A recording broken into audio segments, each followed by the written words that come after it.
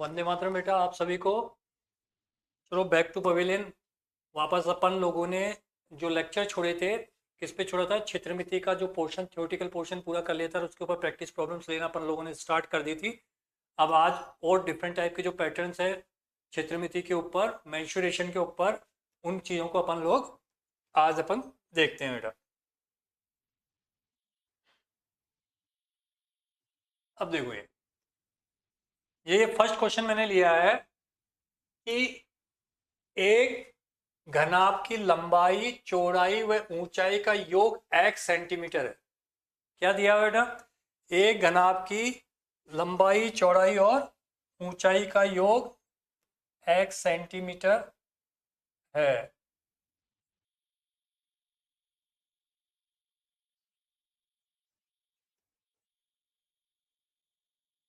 ये दिया हुआ x सेंटीमीटर और उसके विकर्ण की लंबाई y सेंटीमीटर है। दो डेटा आपके पास हैं। एक तो क्या दिया हुआ है? लंबाई, चौड़ाई और ऊंचाई, और एक विकर्ण। ये डेटा आपके पास है। और आकृति कौन सी है? आकृति है आपके पास घनाभ वाली। ठीक है, ओके, ठीक है। घनाभ आपके पास है जिसकी लंबाई, चौड़ाई, ऊंचाई का योग दिया हुआ है, वो इंडिविजुअल नहीं दिया, यानी लंबाई, चौड़ाई, ऊंचाई।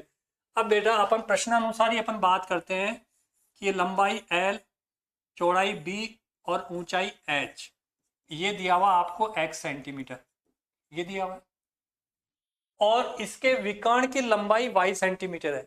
अब इसने ये लंबाई, चौड़ाई, ऊंचाई, वो तो आपने इनका योग तो x सेंटीमीटर लिख दिया, बट विकर्ण की लंबाई वो y सेंटीमीटर है। तो जैसे ही इसने अपने को बोला कि विकर्ण की लंबाई y सेंटीमीटर है, तो आपके दिमाग में क्या चीज आनी चाहिए?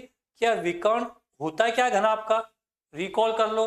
तो घनाभ का विकर्ण क्या होता था? घनाभ का विकर्ण होता था अंडर रूट विकर्ण बराबर क्या होता था? विकर्ण क्या होता था? Under root l square plus B square plus H square. ये सूत्र आपका होता था। लंबाई का स्क्वायर प्लस चौड़ाई का स्क्वायर प्लस ऊंचाई का स्क्वायर। बेटा ये मैं मान के चल रहा हूं आपने सारा थ्योरेटिकल पोर्शन वीडियोस के थ्रू आपने सीख लिया होगा, देख लिया होगा, क्योंकि न्यूमेरिकल्स करते वक्त, क्वेश्चंस करते वक्त अपन लोगों को वो चीज याद होनी चाहिए। अगर याद नहीं है तो उनको याद करके फिर इन क्वेश्चंस को समझने की कोशिश करना। मैथ्स का करने का तरीका आपका यही रहने वाला है। तो ये विकर्ण, अब वो क्या दे रखा? विकर्ण क्या दे रखा बेटा? y, तो यानी ये चीज दे रखी है आपको y सेंटीमीटर। ठीक है, ये दो डेटा दिए में। घनाभ की बात की थी इसलिए घनाभ की बात की, इसने लंबाई, चौड़ाई, ऊंचाई का योग x सेंटीमीटर x, और ये विकर्ण दिया ये। और अब आपको निकालना क्या है? इसका संपूर्ण पृष्ठीय क्षेत्रफल। क्या निकालना है? संपूर्ण पृष्ठीय क्षेत्रफल। ये चीज आपको निकालनी है। तो जो चीज इस क्वेश्चन के अंदर आपको गिवन है वो डेटा लिख लिया, और जो चीज फाइंड करनी है आपको ये लिख लिया। अब इसने बोला संपूर्ण पृष्ठीय क्षेत्रफल, तो संपूर्ण पृष्ठीय क्षेत्रफल का फॉर्मूला क्या होता है? संपूर्ण पृष्ठीय क्षेत्रफल अगर आपको निकालना हो तो संपूर्ण पृष्ठीय क्षेत्रफल, तो बेटा उसके लिए आप लोगों ने क्या किया था? 2 इंटू लंबाई गुणा चौड़ाई प्लस चौड़ाई गुणा ऊंचाई प्लस ऊंचाई गुणा लंबाई। ये सूत्र आपका था ये। पर न तो आपको इसके लिए एल मालूम है, न बी मालूम है, न एच मालूम है, बस आपके पास ये दो रिलेशंस आपके पास दिए हुए हैं। इन दो से आपको, इसकी हेल्प से आपको निकालना है। अब ध्यान दो, मैंने नंबर सिस्टम करते वक्त एक आइडेंटिटी, एक सर्व समीका आपको लिखवाई थी। क्या लिखवाई थी? कि l plus B plus H का होल स्क्वायर बराबर l square plus B square plus H square plus twice l b plus b h plus h l. ये मैंने आपको एक फोर्थ या थर्ड फोर्थ वीडियो के अंदर एक सर्व समीकरण, वो किस रूप में दी? एल बी एच, यहाँ पे ये ले रहा हूँ, वहां पर मैंने क्या ले रखा था? X plus Y plus Z का होल स्क्वायर। जो मैंने एक आइडेंटिटी लिखवाई ना साथ, एक्स प्लस वाई का whole square is X square plus Y square plus 2xy, X minus Y का होल स्क्वायर बराबर X square minus 2xy plus Y square, फिर एक X square minus Y square बराबर X plus Y X minus Y, फिर एक X plus Y plus Z का whole square, यानी X plus Y plus Z, यानी L plus B plus H का whole square क्या था? X square plus Y square plus Z square. तो यहाँ पे L square plus B square plus H square, फिर +2xy +2yz +2zx, तो +2 common लेकर के ये लिख दिया। तो कहने का मतलब ये कि ये एक सर्वसम्मिका होती है, ये एक आइडेंटिटी होती है जो नंबर सिस्टम में मैंने बात की थी। अब यहाँ पे इसको यूज कहाँ, मैंने उस समय भी बात की थी बेटा कि कब कोई चीज मैथ्स में कहाँ यूज हो जाए, बस मैंने जितना आपको करा रखा है वीडियोस में उतना ही थ्योरेटिकल पोर्शन अपने दिमाग में रखना है, इसके अलावा आपको कुछ नहीं करना। अगर वो उसमें आपका परफेक्शन है तो किसी भी क्वेश्चन में आप नहीं अटकोगे, ये मेरी गारंटी है। जैसे से मैं कह रहा हूँ मई तक नहीं जाना आपको, फरवरी मार्च तक आते आते आपका कॉन्फिडेंस वैसे ही बहुत बूस्ट हो चुका होगा। अब बेटा L+B+H, तो इसको अपन यूं भी कह सकते हैं कि घनाभ, देखो सूत्र यूं बन गया, घनाभ की भुजाओं का योग का स्क्वायर बराबर क्या हो सकता है, विकर्ण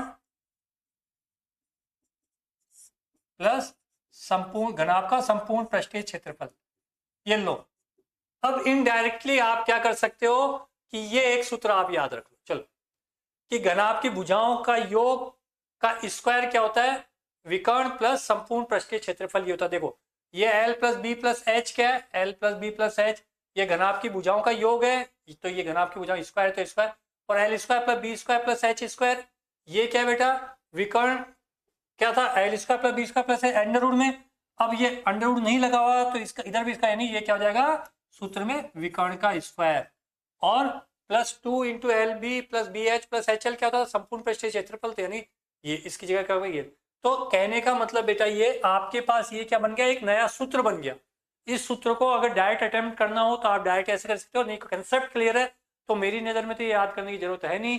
क्यों, क्योंकि आपको आइडेंटिटीज क्लियर होंगी तो आप फटाक से रिलेशन, भाई ये चीज गिवन है और ये चीज फाइंड करनी है, ये चीज गिवन है, ये चीज फाइंड, तो इसमें इनमें इनमें क्या संबंध होता है, उनमें ये संबंध होता है। ये मेरे को याद था इसलिए मैंने लिख दिया, आपको याद नहीं तो एक बार रिकॉल करना, और नहीं तो आप ये सूत्र याद, बस अब तो काम हो गया।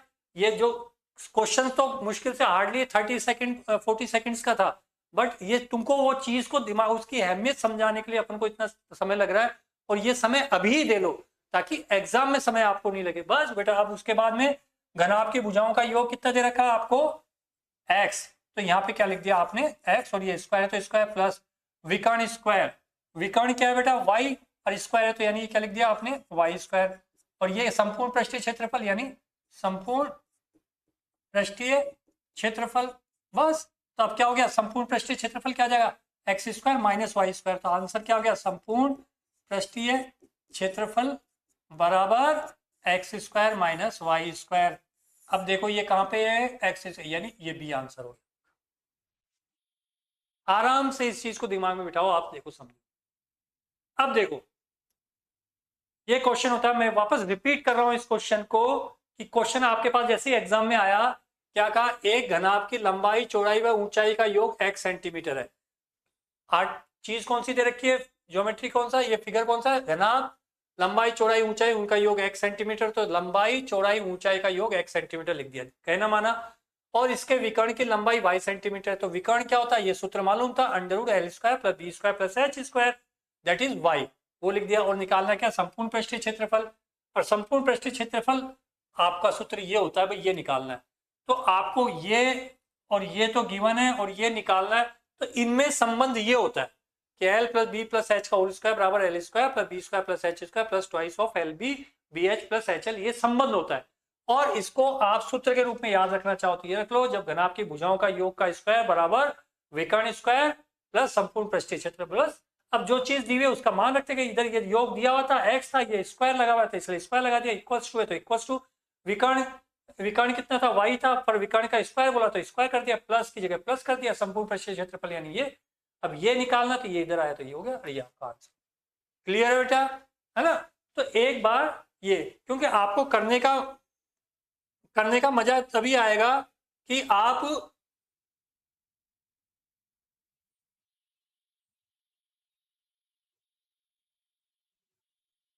करने का मजा तभी आएगा जब आपको सूत्र याद होंगे।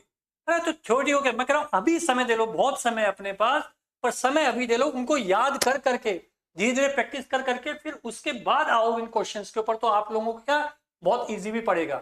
अब देखो सेकंड क्वेश्चन देखो, यदि एक घनाभ की लंबाई चौड़ाई व ऊंचाई क्रमशः 10%, 20% व 15% की वृद्धि कर दी जाए।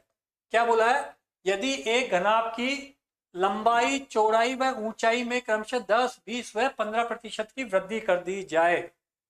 ठीक है साहब, घनाभ बोला है, लंबाई एल मान लेते हैं, चौड़ाई बी मान लेते हैं, ऊंचाई एच मान लेते हैं। ठीक है, इनमें क्या किया है इसने, लंबाई में तो 10% की वृद्धि की है, चौड़ाई में 20% की वृद्धि की है और ऊंचाई में 15% की वृद्धि की है। तो इसके आयतन में कितने प्रतिशत का परिवर्तन हुआ, क्या निकालना है? प्रतिशत परिवर्तन हुआ किसमें? आयतन में। ओके, तो आयतन में प्रतिशत परिवर्तन निकालना है किसके? घनाभ का। यानी दो स्थितियां आपके पास दे रखी हैं, एक तो ओरिजिनल लंबाई चौड़ाई और ऊंचाई दे रखी है आपको एल, बी और एच। ठीक है, तो प्रारंभिक आयतन क्या होगा घनाभ का? तो प्रारंभिक आयतन किसका? घनाभ का। एल गुणा बी गुणा एच होता है, लंबाई गुणा चौड़ाई गुणा ऊंचाई, ये होता है। ये आपने समीकरण 1 बना के छोड़ दिया। ठीक, ठीक है बेटा। अब क्या कह रहा है कि लंबाई में क्या होती है? 10% की वृद्धि करता है। ठीक है, ओरिजिनल लंबाई कितनी है? समझना इस चीज को, ओरिजिनल लंबाई एल है। 10% का मतलब यूं समझो कि मान ले कि ओरिजिनल लंबाई 100 मीटर है, तो उसमें 10% की वृद्धि होगी, अब नई लंबाई क्या होगी? 110 हो गई। मेरी बात समझ में आ रही है? पर आपको मालूम थोड़ी 100 है, 50 है, 10 है, 20 है, तो अपन तो मैं ये मान के चलता हूँ थोड़ा सा प्रतिशत का कंसेप्ट कि एल के अंदर 10% की वृद्धि, तो यानी ओरिजिनल एल है उसका 10%, यानी एल का 10%। आज जैसे कि दिवाली ऑफर चल रहे हैं, कई चीजों पे आर्टिकल बाजार में खरीदने जाते हो कि मतलब कि भाई 10,000 का टीवी है, 10,000 का टीवी आप लेने गए, मतलब इस पर 10% डिस्काउंट है, तो आप कैसे निकालते हो? तब तो आपकी कैलकुलेशन बहुत फास्ट रहती है। 10,000 का अपने को 10% निकालना है, यानी 1,000 रुपये हो गया भाई। कैसे निकालते हो? 10,000 गुणा 10/100 और फटाक से आपके यहाँ भाई 9,000 रुपये उसको पकड़ा के आ जाते हो। तो बेटा वही तो कंसेप्ट है कि भाई ओरिजिनल लंबाई कितनी है? एल, तो एल का 10%, एल का 10%, तो क्या हो जाएगा? एल गुणा 10/100, तो कितना जाएगा? 1 जीरो से 1 जीरो, L/10, यानी इतनी वृद्धि हुई। एल का 10% निकाली, L/10 आया, यानी इतनी वृद्धि हुई है किसके अंदर? लंबाई के अंदर। और चौड़ाई में कितनी वृद्धि थी? यानी बी का 20%, बी का 20%, यानी बी गुणा 20/100, है ना? तो यानी क्या हो जाएगा आपके पास? 2×5 = 10 कर लो, या 2b/10 यूं लिख लो। और ऊंचाई में कितना? 15% की वृद्धि की है, तो यानी ये ऊंचाई में नहीं एच, एच का 15%, यानी एच गुणा 15/100, और ये 15h/100 यूं लिख दिया। कटिंग वटिंग कर लेंगे अपन अभी, पहले ये समझो। यानी ये चीज जो आई है, ये इतनी तो लंबाई में वृद्धि हुई है, इतनी चौड़ाई में वृद्धि हुई है और इतनी ऊंचाई में वृद्धि हुई है।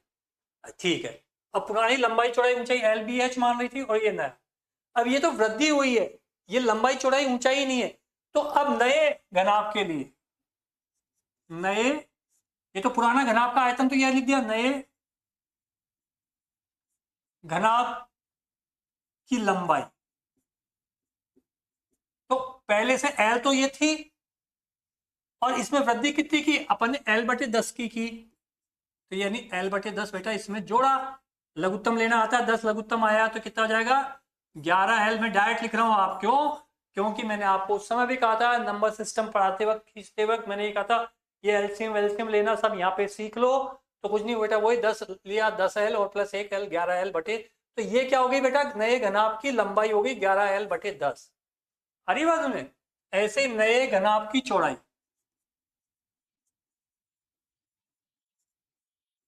नए घनाभ की चौड़ाई, नए घनाभ पुरानी थी कितनी है? बी, उसमें वृद्धि हुई कितनी? 20% की थी, यानी 2b/10, वही लघुत्तम में 10b और ये 12b/10। ठीक है बेटा, ये लघुत्तम ले रहा हूं, कुछ नहीं कर रहा हूं, है ना? तो ज्यादा दिमाग पे जोर मत डालना, ये आपको आना चाहिए था अभी, नहीं तो फिर वापस प्रैक्टिस करो। ये हो गया।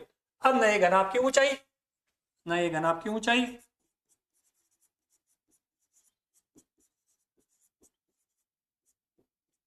तो पुरानी तो वो एच है और नया क्या आ गया 15 एच बटे हुए 100।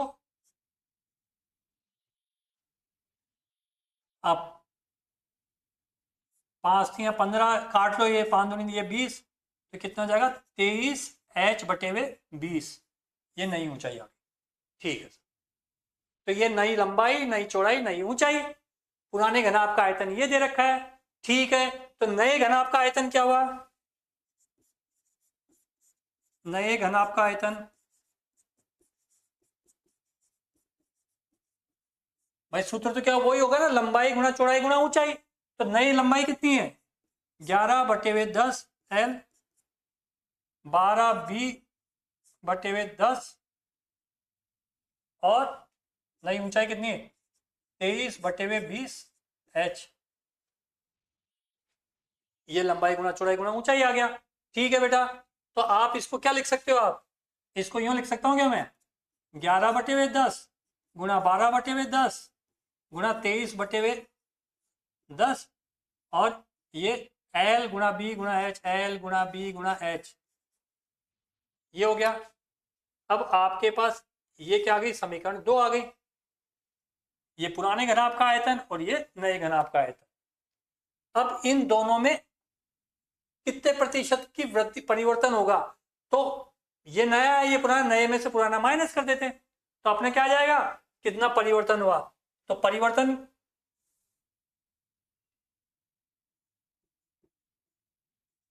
परिवर्तन क्या हुआ, 11 बटे हुए 10, 12 बटे हुए 10, 23 बटे हुए 10, एल बी एच में से माइनस किया क्या, एल बी एच, ये माइनस किया, ये पुराना वाला लिखा और ये नया वाला, इसमें से ये माइनस करा। तो देखो ये एक ही लाइन में यहाँ पे, तो यानी एल बी एच कॉमन आ रहा दोनों में, तो एल बी एच कॉमन ले लिया मैंने, एल बी एच कॉमन ले लिया। अब क्या बचा, 11 बटे हुए 10 गुणा 12 बटे हुए 10 गुणा 23 बटे हुए 10 माइनस 1, बस। अब आपको कुछ भी नहीं करना, ऑटोमेटिकली अब क्या करना है, इनको सबको गुणा करो। अब इधर से ही मैं रब कर रहा हूं, ये बात पकड़ में आ गई, ये बात पकड़ में आ गई, तो इसको मैं हटा रहा हूं।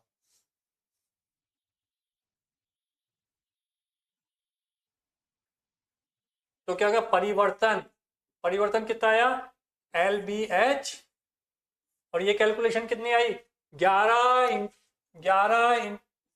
इंटू 12 इंटू 23 माइनस 10 यानी लघुत्तम लिया है वो मैंने, तो यानी 1000, और ये बटे हुए 1000, बस। अब आपको क्या करना है, आपको इनको मल्टीप्लाई करके 12 दाएं 120, 132 को 23 से गुणा करो, 132 को 23 से गुणा करो, 23 दूना 46 का 6, 23 दूना 6, 23 से 69, 69 73 का 3, 23 एकम 23, ये 3036। तो यानी परिवर्तन क्या आया, एल बी एच, ये 3036 गुणा चेक कर लेना, माइनस 1000 और बटे 1000, बस। तो एल बी एच गुणा ये कितना आ जाएगा 2036 बटे 1000, ये आ गया, ये परिवर्तन आया। ठीक है, अब आपको क्या करना है बेटा,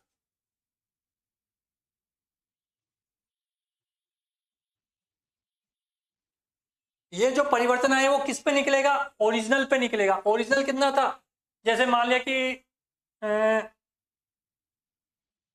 किसी चीज की कोई चीज है आपके पास, कोई आर्टिकल आपने खरीदा कि 200 रुपए का खरीदा, ठीक है, और उस पर कहा कि उस पर 20% का उसके ऊपर लाभ हो गया।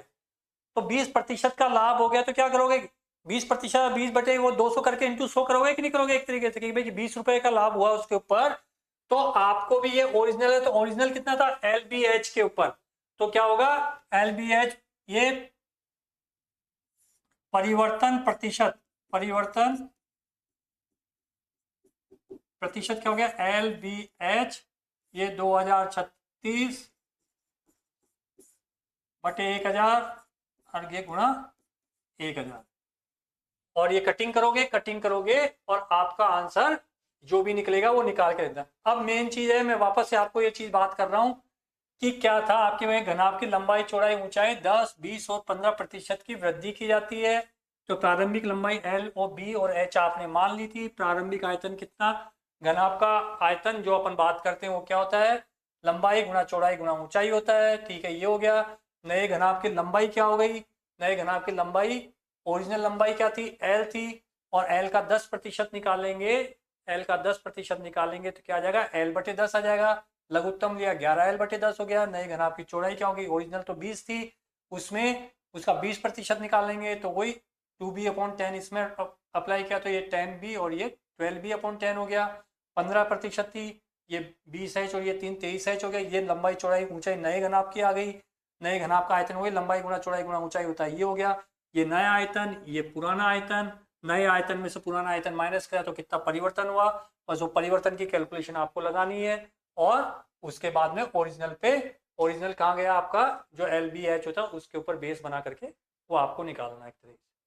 आई बात में। तो कुल मिला के बेटा कैलकुलेशन में, नहीं तो क्या होता कि ये तो आपके समझने के लिए अपन लोग बात कर रहे हैं, नहीं तो अदरवाइज क्या था कि फटाफट फटाफट क्या दिक्कत है यार, LBH क्वेश्चन ही करने की जरूरत नहीं यार, पहले दिमाग में कंसेप्ट क्या क्लियर रहता, लंबाई चौड़ाई ऊंचाई दी हुई है, उनके वृद्धि की लंबाई चौड़ाई ऊंचाई निकाल देंगे, दोनों का अंतर निकाल देंगे और फिर प्रतिशत में कन्वर्ट करके लिखना है अपने को। तो इतनी सी तो बात करनी है अपने को, है ना। पर ये प्रैक्टिस से धीरे धीरे आ जाएगा। तो पहले एक बार वापस वो थ्योरेटिकल जो पोर्शन है, उस थ्योरेटिकल पोर्शन को आप उसको एक बार देखो।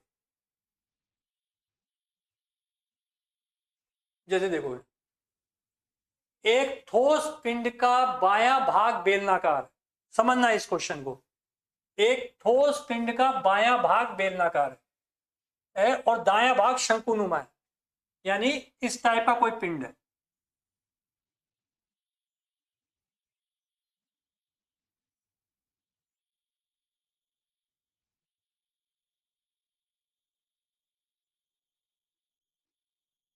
इस टाइप का कोई पिंड, ठीक है।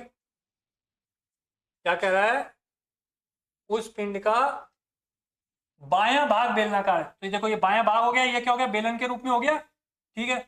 और दायां भाग शंकुनुमा है, और ये दायां भाग है तो ये शंकुनुमा हो गया, ठीक है। इसने कहा वैसे अपन ने बना दिया। यदि बेलन का व्यास 14 सेंटीमीटर है, यानी व्यास कौन सा था, ये बेलनाकार भाग था ना, ये बेलनाकार भाग, तो इसका व्यास कितना दे रखा है, 14 सेंटीमीटर, तो यानी ये दे रखा है 14, ठीक है बेटा। और 14 सेंटीमीटर, वो क्या दे रखा, व्यास दे रखा था, यानी पूरा 14 सेंटीमीटर, यानी यहां से यहां तक की दूरी क्या होगी, 14 होगी। तथा लंबाई 40 सेंटीमीटर, किसकी, बेलन की। तो बेलन की लंबाई या ऊंचाई एक ही बात होती है, यानी बेलन कहां से कहां तक का हो गया, ये इसके सेंटर से ये यहां तक, तो ये कितनी दे रखी है आपको, 40 सेंटीमीटर, ये दे रखी 40।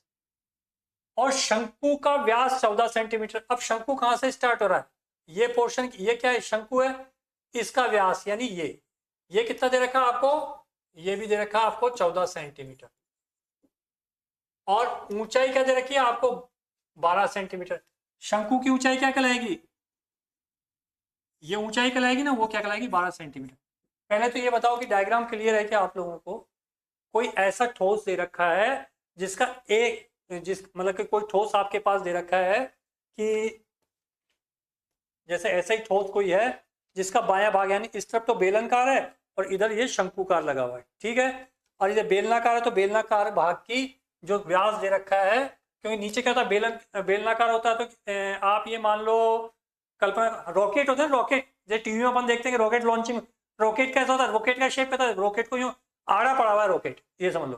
नहीं तो इसको खड़ा करेंगे तो क्या हो जाएगा, खड़ा करेंगे तो ऐसी आकृति आ जाएगी, यानी ये आकृति है, ये मान लो, ठीक है बेटा। तो अब यहाँ ऐसे समझ लो कि यानी इस को मैंने ऐसे खड़ा कर दिया, इसको मैंने ऐसे खड़ा कर दिया, तो ये तो कितनी दे रखी है, 14 सेंटीमीटर देखे बेलनाकार भाग की, और ये ऊंचाई कितनी दे रखी है इसने, 40 सेंटीमीटर, यानी जो लंबाई बोल रहा था ना, तो ये क्या हो गया, 40 सेंटीमीटर हो गया। और ये शंकुकार भाग है तो इसकी ये कितनी दे रखी है आपको, 12 सेंटीमीटर दे रखी है। और ये व्यास जो दे रखा है ये भी कितना दे रखा है, 14 सेंटीमीटर। अब बात समझ में आ गई, समझ लो कि इसी को मैंने आधा पटक दिया, ठीक। तो ठोस का आयतन ज्ञात करना है, तो आप इस पूरे सॉलिड का आयतन निकालना है। तो कहने का मतलब जो ये सॉलिड टॉय है, ये सॉलिड जो फिगर है, दो पार्ट्स हो गए, एक तो शंकुकार पार्ट हो गया, सॉलिड है यानी ठोस है, एक तो शंकुकार भाग हो गया और एक बेलनाकार भाग हो गया। अब ठोस है यानी क्या निकालना पड़ेगा, ठोस का मतलब ये आयतन निकालना पड़ेगा इनका। भाई कोई कलर वाला थोड़ी करना जो क्षेत्रफल निकालें इसका, यानी क्या है कि इसका आयतन निकालना है। तो अपन क्या करेंगे, इस खिलौने का या इस ठोस का आयतन, ठोस का आयतन क्या होगा, बेलन का आयतन प्लस इसका आयतन, शंकु का आयतन। तो बेलन का आयतन अब आपको याद होना चाहिए, वो क्या होता है पाई आर स्क्वायर एच, और शंकु का आयतन क्या होता है 1/3 pi R square H. But यहाँ पे बेटा आर को R1 लिख दो और एच को H1 लिख दो, नहीं तो क्या कंफ्यूज होगा कि आर किसका और वो एच किसका, समझ में आ गई। तो आर तो बेलन की त्रिज्या है और एच क्या बेलन की ऊंचाई है, लंबाई है, और R1 क्या है शंकु की त्रिज्या है, और H1 क्या होगी उसकी ऊंचाई है लंबाई होगी। मेरी बात समझ में आ गई, ठीक है। अब बात करते हैं अपन, ठीक है साहब। अब अपन ने क्या किया, ये पाई तो कॉमन आ रहा है, इधर भी पाई है, कैलकुलेशन का तरीका ये हो गया। अब देखो बेटा इसमें क्या दे रखा था कि ये व्यास दे रखा है ना 14 सेंटीमीटर, तो बेलन की त्रिज्या क्या हो गई, त्रिज्या यानी क्या होगी बेलन की, यानी आर कितना हो गया 14/2 यानी 7 सेंटीमीटर। और ये क्या दे रखा था, शंकु की व्यास दे रखा था, देखो शंकु का व्यास ही दिया, शंकु का व्यास ही दिया हुआ है, तो यानी अब शंकु की त्रिज्या, ये तो बेलन की थी, अब ये शंकु की त्रिज्या वही R1, वो भी कितनी होगी वही 14/2 यानी 7। तो कुल मिला के ये R1 और R बराबर ही है। तो कहने का मतलब ये है कि या तो अपन ऐसा करते हैं, तो अब सूत्र क्या हो गया आपके पास, pi R square H plus 1/3 pi R square H1। H अलग अलग है क्यों, इसकी एच तो कितनी दे रखी है, इसकी बेलनाकार की हुई तो 40 और इसकी कितनी दे रखी है 12, इसलिए एच और H1 लिख दिया। और अब देखो कैलकुलेशन अपन करते हैं, तो पाई आर स्क्वायर तो कॉमन आ गया, क्या बच गया बेटा एच 1/3 H1, बस अब क्या लिखना है, डाटा ही तो लिखना है। पाई का मान क्या होता है 22/7, आर कितना दे रखा है 7, स्क्वायर है तो स्क्वायर, अब ये एच कितना दे रखा है 40 प्लस 1/3, आर कि H1 कितना दे रखा है 12, ये 3 एकम 3, 3 चौक काट दिया आपने, क्या हो गया 22/7, ये 7 स्क्वायर है तो यानी 7 गुना 7, फिर ये गुना का चिन्ह, ये गुना 40 और ये 4 44 हो गया, ये 7 से 7 कट गया। अब इनको आपस में गुणा कर लो, जो आंसर आए 154 और गुणा 44, और बेटा अब इन दोनों को गुणा कर लेना, इन दोनों को गुणा करने के बाद जो भी आंसर आए आप देख लेना। मेरी बात समझ आ गई, तो यानी ये क्या आ जाएगा, आयतन किस में निकालते हैं सेंटीमीटर क्यूब में, तो सेंटीमीटर क्यूब के अंदर आयतन आ जाएगा। तो 154 गुणा 44, 4 चौक 16, 4 पंजे 20, 1 21, 4 एकम 4, 6 6 1 6, ये 6 7 7 6 67 76 कहीं आ रहा है क्या, 67 76 ये 67, ठीक है। तो ऐसे तो कुछ नहीं, आपकी कैलकुलेशन कैसे आप इजी करते हो वो आप पे डिपेंड करना है, कॉमन लेना नहीं लेना, यहाँ काटना पीटना वो आपकी मर्जी है, ठीक है। बट मेन जो यहाँ पे क्षेत्रमिति का जो यूज हुआ है, क्षेत्रमिति को तो आपको बस इतनी सी बात करनी है क्षेत्रमिति की, और आपको ये डायग्राम को समझने वाली बात थी इसके अंदर, ठीक है बेटा।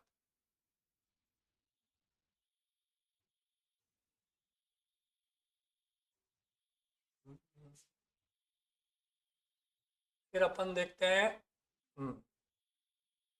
अब देखो नेक्स्ट क्वेश्चन देखो, 9 मीटर ऊंचे शंकु के आकार के टेंट, 9 मीटर ऊंचा, आजकल वो क्या कि मेले वेलों में टेंट वेंट लगा देते हैं ना ऐसे, ये टेंट लगा देते हैं, ठीक है ऐसे। तो क्या कर रहा है 9 मीटर ऊंचे शंकु के आकार, 9 मीटर तो यानी शंकु की ऊंचाई, इस टेंट की ऊंचाई क्या दे रखी है 9 मीटर, ये ऊंचाई दे रखी है आपको 9 मीटर।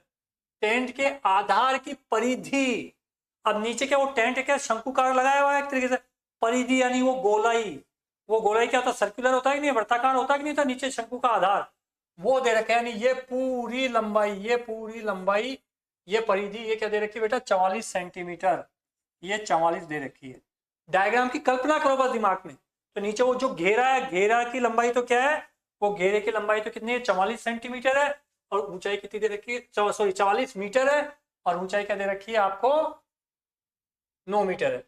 इसके अंदर वायु का आयतन तो कह रहा है 44 मीटर घेरे वाले शंकु और जिसकी ऊंचाई 9 मीटर हो, उसमें कितनी हवा आ सकती है, भरी जा सकती है, यानी आयतन निकालना है, हवा का आयतन निकालना है। तो इनडायरेक्टली इसको शायद सीधे कहते हुए शर्म आ रही होगी कि भाई ऐसा शंकु है जिसकी ऊंचाई ये है, आधार की जो परिधि है वो ये है, उसका आयतन निकालो, तो इसलिए ये वायु का शब्द डाल के थोड़ा सा कंफ्यूज करने की कोशिश, बाकी कुछ नहीं। तो यानी शंकु का आयतन निकालना है आपको, कुल मिला के शंकु का आयतन मीन्स वायु का आयतन, शंकु का आयतन वायु का आयतन एक ही बात है। और शंकु का आयतन क्या होता है, अभी अपन ने पिछले सवाल में क्या था, 1/3 पाई आर स्क्वायर एच। ठीक है साहब, तो 1/3 का मान मालूम है अपने को, पाई का मान अपने को मालूम है, अपने को एच मालूम है, क्या एच हाँ दे रखा है साहब 9। आर मालूम है क्या, आर नीचे झांक के देखा, अरे नहीं आर नहीं मालूम अपने को, आर अपने को तो क्या दे रखा है, परिधि दे रखी है। अब परिधि क्या होती है, परिधि, परिधि दे रखी है बेटा अपने को तो 44 मीटर। तो परिधि क्या होती है 2 पाई आर, बस वो ये 44। आपको आर की रिक्वायरमेंट है तो आर बराबर कितना हो जाएगा 44/2 पाई, और पाई का मान कितना होता है 22/7, तो ये 7 ऊपर चला गया। अब देखो 22 एकम 22, 22 दूना 44, ये 2 से 2 कट गया, यानी आर कितना आ गया आपके पास 7 मीटर। अब यहाँ पे अपन क्या लिख देते हैं, तो 1/3 पाई की जगह क्या लिख दिया 22/7, तो इस आर की जगह लिख दिया 7 का स्क्वायर, तो 7 गुणा 7, और एच कितना दे रखा आपको 9। अब देखो ये 7 से 7 काट लेना, ये 3 एकम 3, 3 तिया 9 हो गया, 7 तिया 21 और 22, तो ये 22 गुणा 21, 21 दूना 42, 21 दूना 42 और 4 46, 462। और आयतन किसमें निकलता है ये मीटर क्यूब या सेंटीमीटर क्यूब में, और आपका डेटा मीटर में दे रखा था, नहीं मीटर क्यूब। तब देखो ये 462 का है, ये लो भी आंसर। तो कुल मिला के आपको डायग्राम को दिमाग में बिठाना है, कल्पना करनी है और सूत्र याद रखनी है। और ये कहते हो ना बेटा, जो 2 क्वेश्चंस जो इससे बनते हैं बहुत इजी है अटेम्प्ट करना, बस वनिस्पत आपको अपन ने जो 6-7 वीडियो जो इसके ऊपर थ्योरेटिकल डाले हैं उनको क्लियर कर लो। और बेटा एक एक नंबर की कीमत आपको मालूम है कि कितनी अहमियत है, और अपने पास इतना समय है कि अपन उनको बार बार देख देख के उनको कंसेप्ट को समझ के कि कैसे चीज क्या होती है, उन कंसेप्ट को अगर आप एक बार देखोगे तो निश्चित रूप से कि आपको इसका फायदा होगा। ठीक है, अब देखो एक खोखला गोलीय कोश, क्या वर्ड काम में लिया, 2 सेंटीमीटर मोटा है। खोखले गोले की बात की थी अपने, गोलीय कोश है ना, मतलब कि ऐसी फुटबॉल जिसकी दीवारों की कुछ मोटाई हो, वो गोलीय कोश हो गया, जिसमें 2 तरह की त्रिज्या, एक बाहरी त्रिज्या होती थी और एक अंदरूनी त्रिज्या होती थी। ठीक है, एक खोखले गोले की तो यानी मोटाई क्या दे रखी है उस कोश की, यानी जैसे बेटा आपके पास ये गोलीय कोश है, यानी ये जो मोटाई है ना ये वाली, ये मोटाई 2 सेंटीमीटर दे रखी है, ये 2 सेंटीमीटर मोटा है। यदि इसकी बाहरी त्रिज्या 8 है, अब क्या कह रहा है, ये जो वो फुटबॉल है मोटी दीवारों वाली, इसकी ये जो त्रिज्या है ना बाहरी त्रिज्या, तो यहाँ से यहाँ तक ये तो क्या जाएगा, ये तो सेंटर हो गया उसका समझ लो फुटबॉल का, तो यानी ये क्या हो गई, ये बाहरी त्रिज्या होगी, ये कितनी दे रखी है 8 सेंटीमीटर, और ये मोटाई कितनी दे रखी है 2 सेंटीमीटर, और आंतरिक त्रिज्या आपको ये अंदरूनी त्रिज्या ये आपको मालूम ही नहीं है। अरे कैसे नहीं मालूम, आपको ये पूरी 8 दे रखी है और ये कितना है, ये मोटाई 2 है, अरे तो बेटा ये कितनी बच गई, ये कितनी बच गई 6 बच गई ना, 8 - 2 6। तो आपने इसने नहीं दिया हुआ तब भी अंदरूनी त्रिज्या क्या निकाल ली आपने 6 सेंटीमीटर निकाल ली, बस यही कंसेप्ट है इसका। क्या उसकी गोलीय कोश की मोटाई 2 सेंटीमीटर है, ठीक है 2 सेंटीमीटर है, तो बाहरी दीवार का तो कितना हो जाएगा 8, और अंदरूनी दीवार का कितना हो जाएगा, वो मोटाई कम हो गई 8 में से 2, यानी किस पे आके अटक गया, ये यहाँ से यहाँ तक की 6, तो यहाँ से यहाँ तक की 8, बस। इसमें लगी धातु का आयतन ज्ञात करना है। अब देखो मतलब ट्विस्ट क्या है कि आपको अब अंदर से ये खोखला ही है ना, कोशित है, पर अंदर कितनी हवा है उससे आयतन नहीं निकालना है। जो ये मोटाई मोटाई में जो ये धातु लगी हुई है ना, ये निकालना है, इसका आयतन निकालिए। मोटाई मोटाई में ये जो धातु लगी हुई है 2 सेंटीमीटर मोटी धातु की जो परत चढ़ी हुई है, उसका आयतन निकालना है। भाई कितना मेटल चढ़ावे है उसके ऊपर। एक तो गोला वैसा होता है जैसे अपन गोला फेंक जो होता है कि हाँ भाई शॉर्ट पुट जिसको बोलते हैं अपन, एक तरीके वो तो ठोस होता है ना, पर ऐसे खोखली बोल की कल्पना कर लो। ये तो आप दिमाग लगाओ कि बेटा अब मान लिया कि गोले के अंदर गोला है, तो भारी गोले की में कितनी हवा आ सकती है और अंदरूनी गोले में कितनी हवा आ सकती है। भारी गोले की हवा में से अंदरूनी गोले की हवा माइनस कर दी तो केवल उस मोटाई मोटाई की हवा आ जाएगी ना, यानी मोटी मोटाई की धातु आ जाएगी बस। तो सूत्र क्या होता था, तो गोलीय कोश का आयतन धातु का आयतन, धातु गोलीय कोश में लगी धातु का आयतन। तो क्या होता था, गोले का आयतन क्या होता था, 4/3 पाई आर क्यूब होता था। तो बस यहाँ पे क्या होगा, दो तरह की त्रिज्या है तो 4/3 उस समय मैंने लिखवाया था सूत्र r1 cube minus r2 cube. ये क्वेश्चन ये सूत्र आपने लिखा हुआ है कि गोलीय कोश का आयतन आप जब निकालते तो 4/3 पाई r1 के। बस r1 कितना बेटा 8, ये चीज तो क्या हो गई r1 हो गई और ये चीज क्या हो गई आपके पास r2 हो गई। बस अब आपके पास ये 4/3 पाई की जगह तो वही 22/7 है तो वो लिख देंगे। r1 कितना है 8 है ना, तो ये 8 का क्यूब हो गया और ये r2 कितना है 6 है ना, ये 6 का क्यूब हो गया। ठीक है, अब 8 का क्यूब मतलब वही 8 गुना 8 गुना 8, ये 8 64 गुना 8, 8 चौक 32, 8 छिंग 48, 48 ये 512। अब ऐसे मैंने कहा था कम से कम आपको 25 तक के याद होने चाहिए, तो ऐसे करोगे तो 4/3 22/7 और ये कितना हो जाएगा 512 माइनस 6 क्यूब मतलब 6 गुना 6 गुना 6, 6 36, 36 को 6 से करोगे तो कितना आ जाएगा 216, ये 216 हो गया।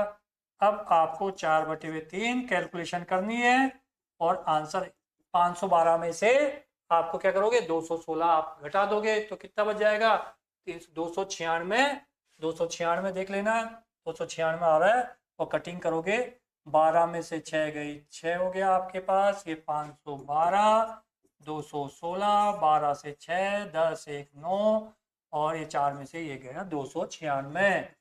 और अब देखो ये पॉइंट्स में आएगा क्योंकि पूरा पूरा तो कटेगा नहीं, 9 और 2 11 और 6 17 देखो नहीं तो 3 से कट रहा है। कैलकुलेशन कर लो आप और जब ये कटिंग वटिंग करके और इनमें से देख लेना जो भी आंसर आपका फिट बैठ रहा है, बस आपको कटिंग करनी है पॉइंट्स में आंसर आ जाए। बात समझ तो करने का तरीका मालूम चल गया आपको, ये काम आपको।